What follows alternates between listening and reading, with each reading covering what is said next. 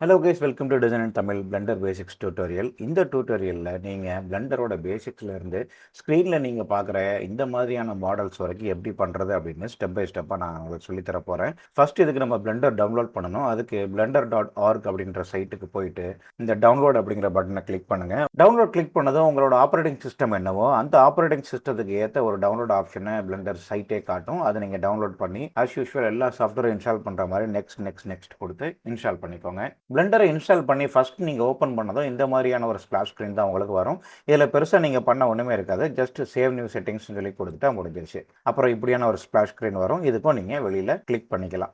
So இதுதான் நம்மளுடைய work space. இதில் யூஸ்வலாக எல்லா சாஃப்ட்வேருக்கு இருக்கிற மாதிரி ஃபைல், எடிட், ரெண்டர், விண்டோ அப்படிங்கிற மெனுஸ் இருக்குது. அதுக்கு பக்கத்தில் layout, modelling, sculpting, UV editing, texture painting அப்படிங்கிற மாதிரியான டிஃப்ரெண்ட் பேனல்ஸ் இருக்கும். இது ஒவ்வொன்றும் நம்ம பண்ணக்கூடிய மாடலுக்கு ஏற்ற மாதிரி நம்ம மாற்றிக்கலாம். நம்மளுடைய இந்த கோர்ஸில் இதையும் நம்ம பார்ப்போம். இந்த லெஃப்ட் சைடில் 3D ஸ்பேஸில் நம்ம யூஸ் பண்ணக்கூடிய select tool, cursor tool, move, rotate, scale இந்த மாதிரியான டூல்ஸ் இருக்கும். இது நம்மளுடைய ஜாமெட்ரி. இதுக்கு பேர் டிஃபால்ட் கியூப்னு சொல்லுவோம். இது நம்மளுடைய கேமரா, இது நம்மளுடைய லைட். இப்போ நம்ம பிளெண்டரை யூஸ் பண்ணுறதுக்கு முன்னாடி சில கஸ்டமைசேஷன் நம்மளுக்காக பண்ண வேண்டியது இருக்கும். அதுக்கு நம்ம என்ன பண்ண போகிறோம்னா, ஃபைலுக்கு அப்புறம் அந்த எடிட்டில் ப்ரெஃபரன்சஸில் போயிட்டு இதில் ஆட்-ஆன்ஸ் சொல்லி போகிறோம். நம்மளுடைய இந்த கோர்ஸ் எல்லாருக்குமான கோர்ஸாக இருக்கணும் அப்படிங்கிறதுனால நம்ம சில சேஞ்சஸ் நம்ம பண்ண போகிறோம். நார்மலாக சில கீபோர்ட்ஸில் இல்லை லேப்டாப்ஸில் நம்பேட் இருக்காது. பிளெண்டரில் நம்ம யூஸ் பண்ணுறதுக்கு நம்பேட் ரொம்ப முக்கியமான ஒரு விஷயமா இருக்கும். ஸோ நம்பேட் இருக்கிறவங்களும் இல்லாதவங்களும் இந்த டியூட்டோரியலை ஃபாலோ பண்ணுறதுக்கு ஈஸியாக இருக்கிற மாதிரி சில கஸ்டமைசேஷன்ஸ் நம்ம பண்ண போகிறோம். ஃபஸ்ட்டு அதுக்கு என்ன செய்யணும்னா, அந்த சர்ச்சில் போயிட்டு பை அப்படின்னு சொல்லி சர்ச் பண்ணுங்கள். அதில் வரக்கூடிய இந்த 3D வியூபோர்ட் பை மெனுஸ் அப்படிங்கிறதுல எனேபிள் பண்ணிக்கிடுங்க.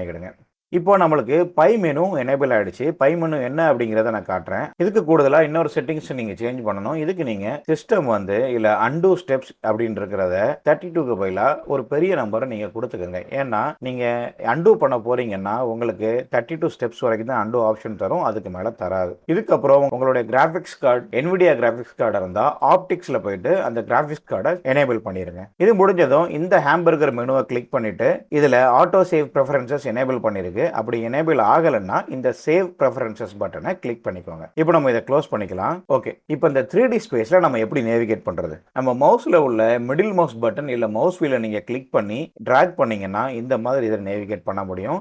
லெஃப்ட் கிளிக் செலக்ட்டுக்கு, ரைட் கிளிக்கில் சில மெனுஸ் உங்களுக்கு வரும். மிடில் மவுஸ் பட்டனை வச்சு இன்னும் சில ஆப்ரேஷன்ஸ் பண்ண முடியும். ஸோ அதுக்கு ஷிஃப்ட்டை கிளிக் அண்ட் ஹோல்ட் பண்ணி மிடில் மவுஸை கிளிக் அண்ட் ட்ராக் பண்ணிங்கன்னா இந்த மாதிரி 3D ஸ்பேஸை நம்ம பேன் பண்ணிக்க முடியும். அதே நேரத்தில் ஷிஃப்ட்டுக்கு பதிலாக கண்ட்ரோலை கிளிக் பண்ணி ஹோல்ட் பண்ணிவிட்டு நீங்கள் மிடில் மவுஸை கிளிக் அண்ட் ட்ராக் பண்ணிங்கன்னா இதை நீங்கள் ஜூம் பண்ண முடியும். என்ன நீங்கள் ஃபாலோ பண்ணுறதுக்கு ஈஸியாக இருக்கிற மாதிரி நான் கிளிக் பண்ணுற எல்லாமே இந்த ரைட் சைடு பாட்டமில் உங்களுக்கு டிஸ்பிளே ஆகும். ஸோ நான் என்ன கீஸ் ப்ரெஸ் பண்ணுறேன் அப்படிங்கிறத நீங்கள் இது மூலமாக தெரிஞ்சுக்கலாம். ரைட், இப்போ நம்ம இந்த 3D ஒர்க் ஸ்பேஸில் நம்மளால் இந்த ஆப்ஜெக்ட்ஸையோ இல்லை 3D ஒர்க் ஸ்பேஸையோ நம்மளால் மூவ் பண்ணிக்க முடியும். நம்மளால் ஜூம் இன் அண்ட் அவுட் பண்ணிக்க முடியும். ஓகே ரைட், இப்போது இந்த ஆப்ஜெக்டை செலக்ட் பண்ணிக்கலாம். இதை நம்ம மேனிப்புலேட் பண்ணி பார்ப்போம். இப்போ இதில் செலக்ட் பண்ணிட்டோம். நம்ம இதுக்கு ஃபஸ்ட்டு மூவ் டூல் வச்சுக்கலாம். இதை நம்ம நகர்த்தணும்னா இந்த மூவ் டூலை கிளிக் பண்ணிவிட்டு இந்த ஆங்கிள்ஸை பிடிச்சி இதை நீங்கள் மூவ் பண்ணிங்கன்னா இதுவும் சேர்ந்தே மாறும். இது நம்மளுடைய ஒரிஜின் சொல்லி சொல்லுவோம். இது நம்மளுடைய 3D ஸ்பேஸோட XYZ ஆங்கிள். இது எந்த ஆங்கிள் எந்த பக்கம் இருக்குது அப்படிங்கிறது இந்த பக்கம் உங்களுக்கு தெரியும். இதை நீங்கள் மூவ் பண்ணிங்கன்னா இதுவும் சேர்ந்தே மாறும். ஸோ இப்போ நம்ம ஒரு ஆப்ஜெக்டை எக்ஸ் ஸ்பேஸில் மூவ் பண்ணுறோன்னா இதை கிளிக் பண்ணி ட்ராக் பண்ணலாம். இசட் ஸ்பேஸில் மூவ் பண்ணுறோன்னா இதை கிளிக் பண்ணி ட்ராக் பண்ணிக்கலாம். லெஃப்ட் கிளிக் தான். ஒய் ஸ்பேஸ்லனா இதை கிளிக் பண்ணி நம்ம ட்ராக் பண்ணிக்கலாம். இதே மாதிரி தான் ரொட்டேஷன்ஸ்க்கும் இதே ஆப்ஷன்ஸ் தான் இருக்கும். அந்தந்த கலர் செலெக்ஷனை எடுத்து நீங்கள் மூவ் பண்ணிங்கன்னா அந்தந்த டைரெக்ஷன்ஸில் ஒரிஜின்ஸாக வச்சு மூவ் ஆகும். ஸ்கேலும் கிட்டத்தட்ட அதே மாதிரி தான். இப்போ இது ஒய் ஆக்சிஸில் ஸ்கேல் ஆகும், இது எக்ஸ் ஆக்சிஸில், இது இசட் ஆக்சிஸில்.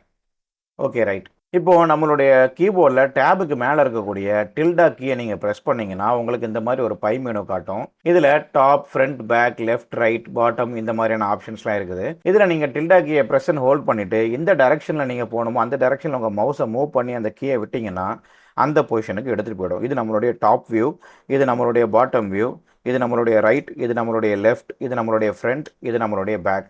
ஃபஸ்ட்டு இனிஷியலாக இதை கற்றுக்கிறது உங்களுக்கு கொஞ்சம் ஒரு லேர்னிங்காக இருக்கும். அதாவது நம்ம கை பழகணும்.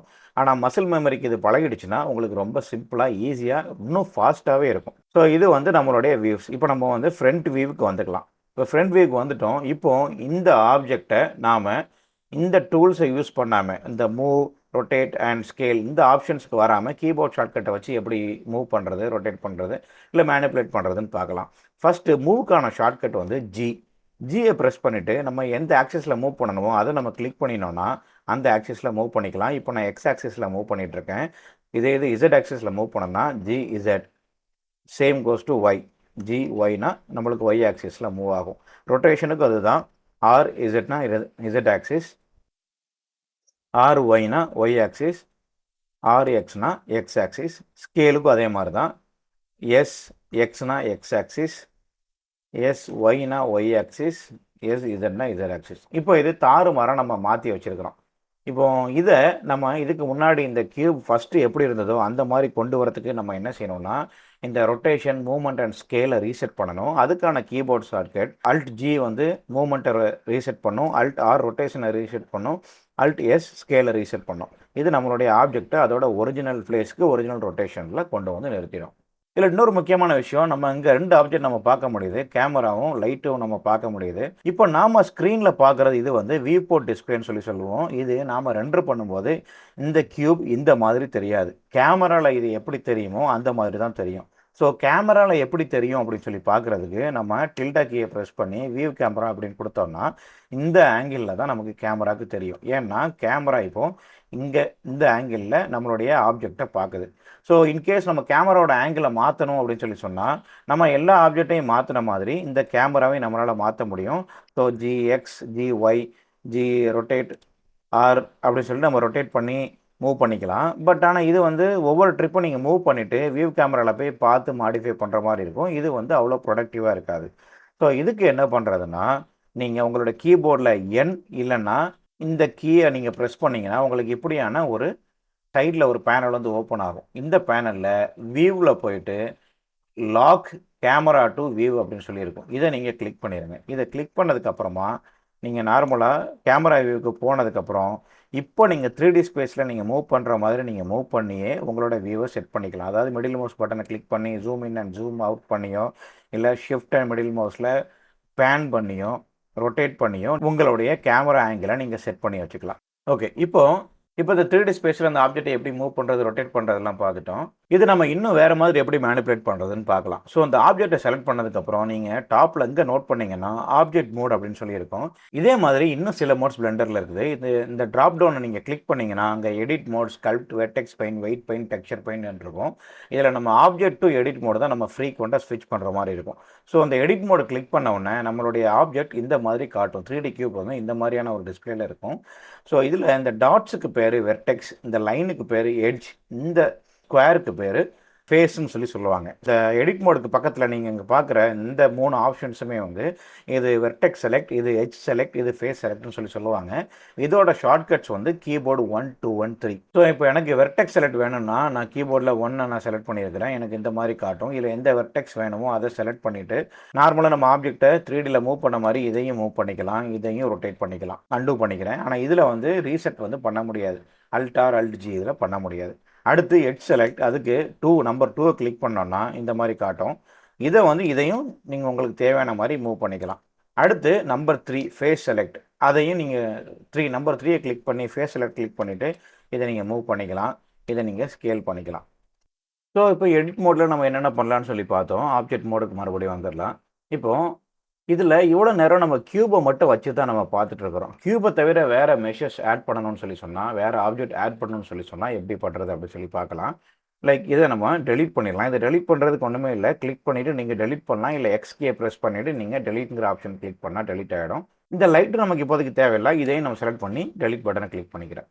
இப்போ நம்ம புது மெஷ் இல்லை புது ஜாமெட்ரியை உள்ளே கொண்டு வரணும். அதுக்கு என்ன செய்கிறதுனா, அதுக்கான கீபோர்ட் ஷார்ட்கட் Shift-A.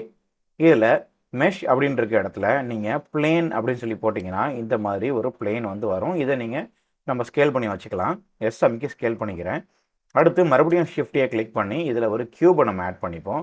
மறுபடியும் Shift-A கிளிக் பண்ணி ஒரு சர்க்கிள் ஆட் பண்ணிப்போம். அந்த சர்க்கிளை கொஞ்சம் மூவ் பண்ணிக்கலாம். அந்த சர்க்கிளோட யூஸ் இப்போ நம்ம பார்க்க வேணாம், பின்னாடி நம்ம அந்த சர்க்கிள் என்ன பண்ணுறதுன்னு பார்க்கலாம். இது ஒரு 2D ஸ்பேஸில் தான் இருக்கும். ஸோ இதை நான் டெலீட் பண்ணிக்கிறேன்.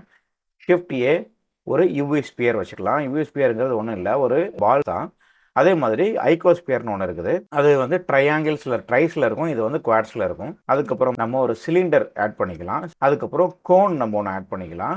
அதுக்கப்புறம் டாரஸ் ஆட் பண்ணிக்கலாம். டாரஸ்ங்கிறது ஒன்றும் இல்லை, ஒரு டோனட் ஷேப்பில் இருக்கக்கூடிய ஜியாமெட்ரி. ஸோ இதுதான் ப்ரைமரியாக நம்மளோட பிளெண்டரில் நம்மக்கிட்ட இருக்கிற ஷேப்ஸ். இதை வச்சே கிட்டத்தட்ட நம்ம எல்லா ஷேப்ஸும் நம்ம செஞ்சுக்கலாம். இது இல்லாமல் கூடுதல் ஷேப்ஸ் நம்ம ஆட் பண்ணணும்னு சொன்னால் எடிட்டில் போயிட்டு ப்ரெஃபரன்சஸில் போயிட்டு ஆட் ஆன்ஸில் போயிட்டு இதில் எக்ஸ்ட்ரா அப்படின்னு நீங்கள் டைப் பண்ணிங்கன்னா ஆட் மெஷ் எக்ஸ்ட்ரா ஆப்ஜெக்ட்ஸ் இருக்கும். அதை நீங்கள் எனேபிள் பண்ணிட்டீங்கன்னா இதில் நம்மளுக்கு மங்கி, ராக் ஜெனரேட்டர் இந்த மாதிரியான எக்ஸ்ட்ரா சில ஆப்ஷன்ஸ் கிடைக்கும். நம்ம மங்கியை நம்ம ஆட் பண்ணிப்போம். இப்போ நம்ம ஃப்ரண்ட் வியூக்கு வந்துட்டா இது நம்மளுடைய 3D ஸ்பேஸில் நம்ம ஆட் பண்ண ஆப்ஜெக்ட்ஸ். இது பேசிக்காக என்னென்ன ஆப்ஜெக்ட்ஸை எப்படி ஆட் பண்ணுறது அப்படிங்கிறத நம்ம பார்த்துக்கிட்டோம்.